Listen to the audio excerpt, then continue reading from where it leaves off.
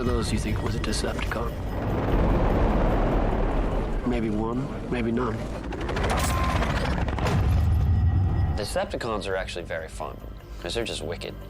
It seemed to serve the story better to have military vehicles being the real theme of the Decepticons, as opposed to too many tape decks or a gun or things that were clever and great in the cartoon, but a little bit unfocused for our purposes. Michael has a pretty good relationship with DOD, and so it's kind of interesting that we're using all the military in this movie in the robot form are bad guys. I'll be honest, I had to sort of pitch this to my chain of command in that there's Air Force aircraft as bad guys. All right, ready? And the first two, go, go, go, go, go.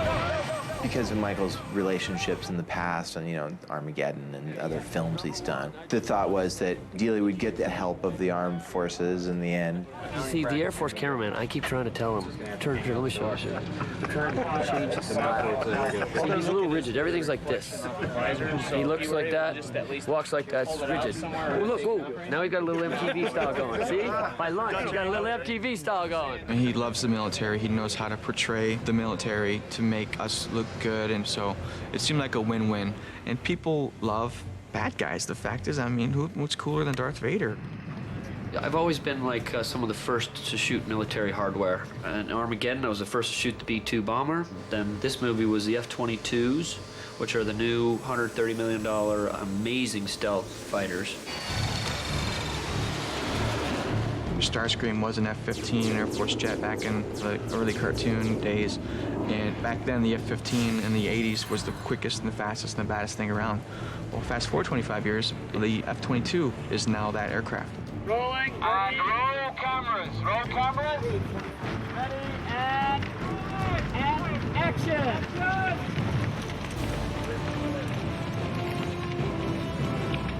There we go, look at that. All right, let's do that again. Reset, very good work, everybody, reset. Let's do that one more time. What the Air Force has done in this show is shown us all of the good toys. Brandy new stuff that really hasn't even been put into the field yet. Is there any hand signals that the crew guys in the front give? Anything you give at all? Any hand signals? All right, I want to do some hand signals. We're going to come right by you. Guys, go back to the crew. What kind of signals do you guys give? That aircraft is it's just phenomenal what it can do. There's war games they play where they'll send, 3 or 4 of those things out against 20 or so current F-15, F-16s, and it's not even a contest. Target ID. They can fire on enemies that are beyond the curvature of the Earth. They can track and fire on things that are 270 miles away. So those guys are dead before they're even within visual contact of that plane. So it's just very fitting that Starscream, who's the air commander and second in command, takes that form of literally the baddest weapon system in the world right now. We have Blackout, which is a MH-53 helicopter. It's a gigantic troop transport, just mean-looking helicopter. Just looks badass, like the Cobras are kind of slight, yeah, they carry a lot of firepower, but as far as just looking big and menacing, the Sea Stallion was like the logical choice.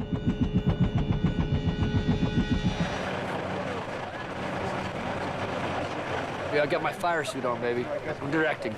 Ready, 1, 7, 6, 5, 4.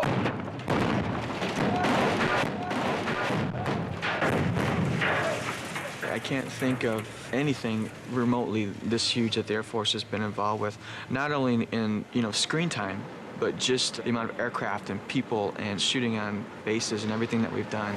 What we're going to want to do is we want to stack you guys up. So with long lens, we'll make you look very close. You know what I'm saying? So we'll put you kind of like this to each other. Like a little bit over there and that a little bit. We're stacked up with the sun, all right?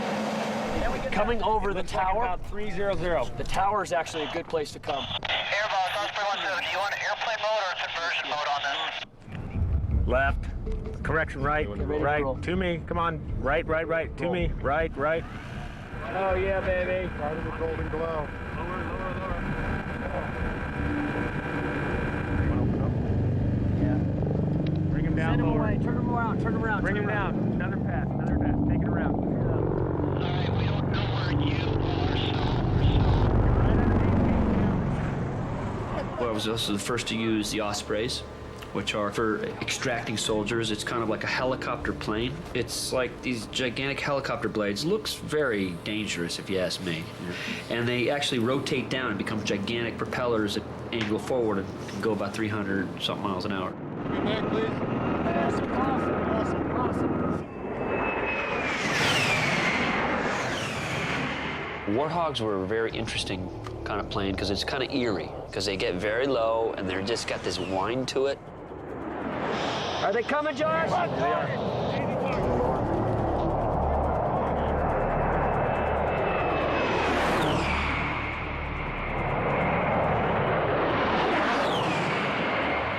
Good.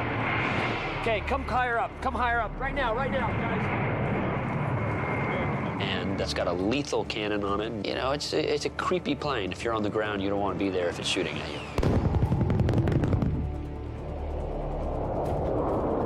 The military gave us the use of the Spooky, which is a C-130, specially equipped, like 18 guns. It's a thing they use to shoot Taliban in Afghanistan. It's a vicious old plane, but it's very lethal. The 49th Fighter Wing at Holloman is the home of the stealth fighter, the F-117 Nighthawk. Well, they scrambled the stealth fighter, like 50 of them staged there, so we had them all rolling around, and it was crazy. It's still a very sensitive aircraft. The technology that is involved with it's still very top secret. I don't want you filming from that angle, please. We had to just basically make sure that certain protocols were kept in mind, that you couldn't film it that way, you couldn't get close to it this way. And once again, the production bent over backwards to make sure that they followed all the rules. Our tax dollars happily at work.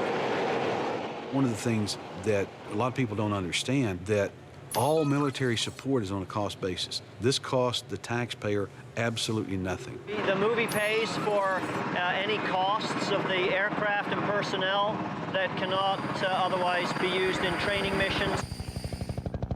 If a helicopter is flying and it costs X number of dollars per hour to fly that helicopter, production company reimburses it.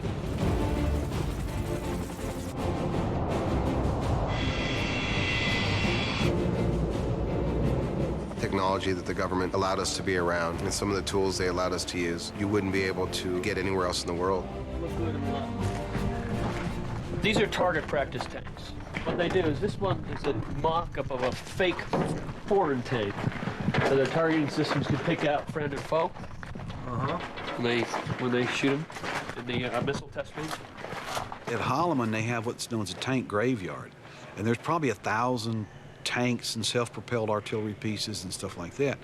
And the first time I took Michael in there, he was like a kid at Christmas. It was like, can I have that? Can I have that? Can I burn that? Can I blow that up? You know, absolutely, anything you want. Which one do you like the least? The least? This one? Yeah. Because you want to burn it? No, something a little more wicked.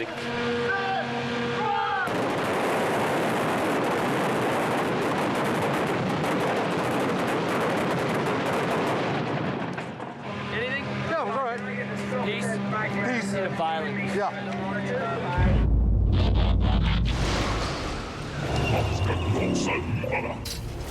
The tank was something that had already been modified by another show. Somebody owned it already, so we modified it and came up with a cool paint job that was cool, kind of non-radar detectable paint job that was based on some camo that we saw on this futuristic battleship image.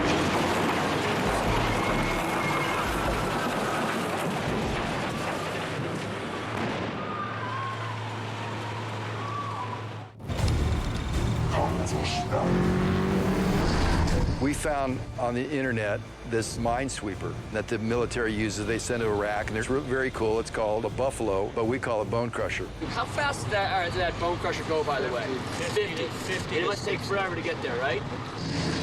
The image that they used to promote this vehicle had this shot of this arm extended and this big multi-tined fork foreground in the shot. And we finally get the data on this machine.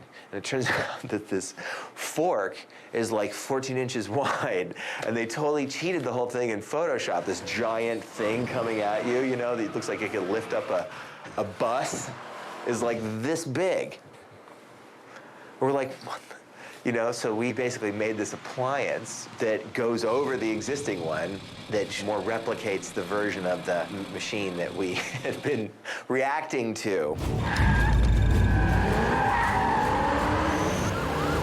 Originally, the police car was an Autobot. It seems like, to keep with our theme of all the Decepticons seem to take on the disguises of authoritarian vehicles, military jet, tank, a police car.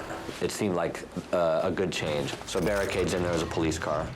Slide the headlight forward and then bring the other arm over. Overtake the headlight. So the idea being to start the light a little. Barricade is a really fun character. He's wicked mean. Okay, all right. Okay, stop. I'm sorry. Oh, God. Okay, all right. Okay, look. Stop.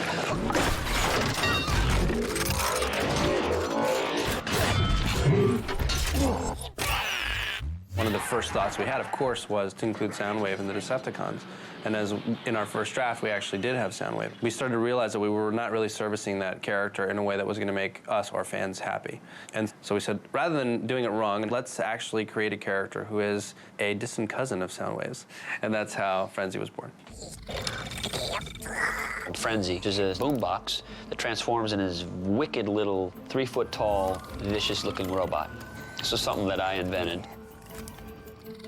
We did an animated Frenzy. We wanted to see, did facial studies on how his eye stalks moved and how his mouth moved and how his mask came out of this little boom box, you know, so we did some exploration with that. We started with the computer design puppet, and we had to go back and retrofit and make those things that look mechanical in design actually be mechanical, take it apart and kind of work backwards.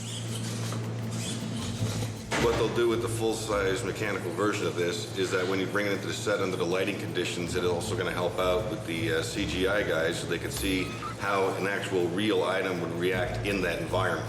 1, 2, 3. Mostly it's something to interact with the actors because they would have to be fighting against nothing. Quick, you gotta learn quick. It's from the Robot Spring Collection. It's real nice. It's a new scarf. DreamWorks bought me. I just put it on when I get cold outside. That's all that this is.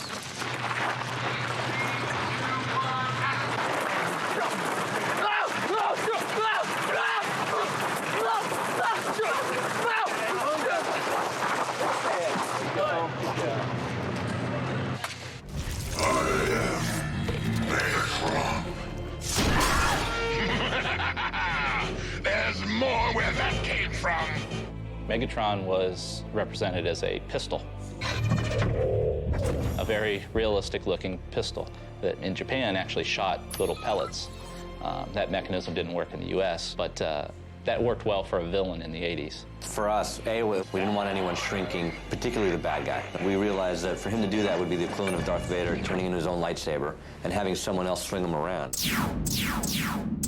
It's a movie. You have to update. To keep it in the 80s, that'd be great for the 25 of you on the internet, you know? But for the world, it's like, you cannot have Megatron as a gun. Join them in extinction!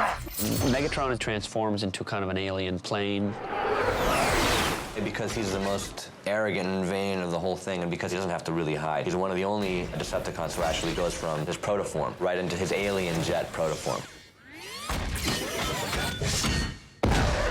What came up was just designing this kind of alien craft, which would hearken to what is happening on Cybertron. So this was a way to show how truly foreign these guys are.